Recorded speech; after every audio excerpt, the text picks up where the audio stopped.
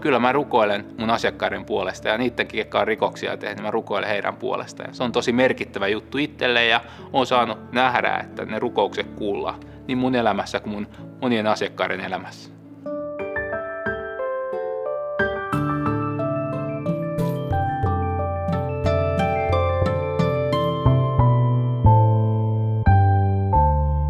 Mun nimi on Kalle Mäenpää ja on armahdettu rikospoliisi, isä ja aviomies. Ja työskentelen Porissa rikostutkinnassa ja nyt sitten myös viimeistelen teologian ja valtiotieteen maisterin tutkintoja. No mun työ rikospoliisina on sellaista, että mä suoritan esitutkintaa. Hyvin laajasti tutkin erilaisia rikoksia, pienimmistä rikoksista ihan sinne vakavaan väkivaltarikollisuuteen. Ja siinä hyvin paljon, jos verrataan, että mä oon rikospoliisin puolella, niin mä teen tutkintatyötä. Eli mä kuulustelen ihmisiä ja selvitän sitä, että mikä on totta, mitä todellisuudessa on tapahtunut. Ja sitten myös yritetään sovitella ihmisten välejä.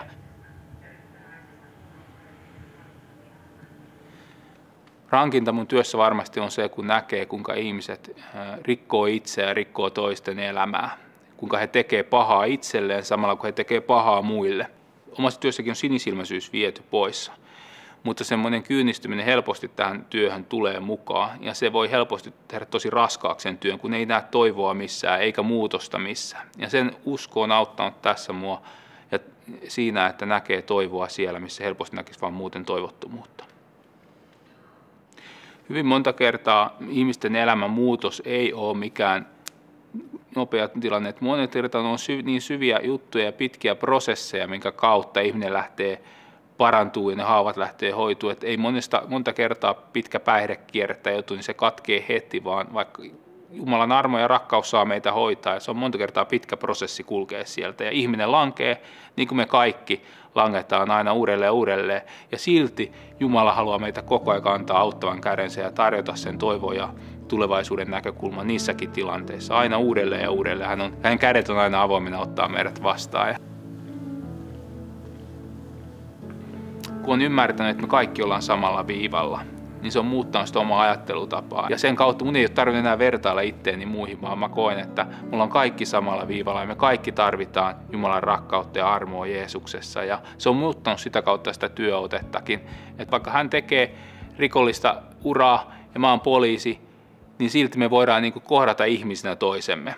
Ja silti on saanut nähdä senkin, että nekin, mitkä on 10 vuosia kulkenut tosi tummia polkuja, niin he on saanut uuden mahdollisuuden, monta kertaa uuden mahdollisuuden, mutta sitten lopulta on tullut kestävät askeleet.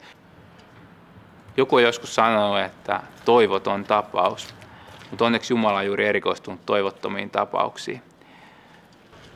Se omassa työssä helposti saa nähdä semmoista tilanteita, missä ihmiset kokee, että heillä ei ole toivoa, heillä ei ole tulevaisuutta, heidän elämällä ei ole mitään merkitystä.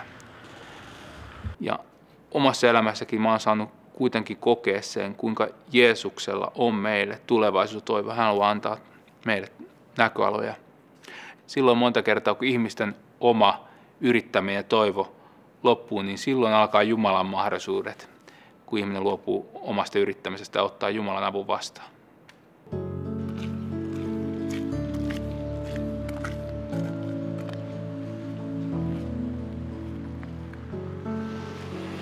Minulla on omat suunnitelmani teitä varten, sanoo Herra. Minun ajatukseni ovat rauhan, eivätkä tuhon ajatuksia. Minä annan teille tulevaisuuden ja toivon.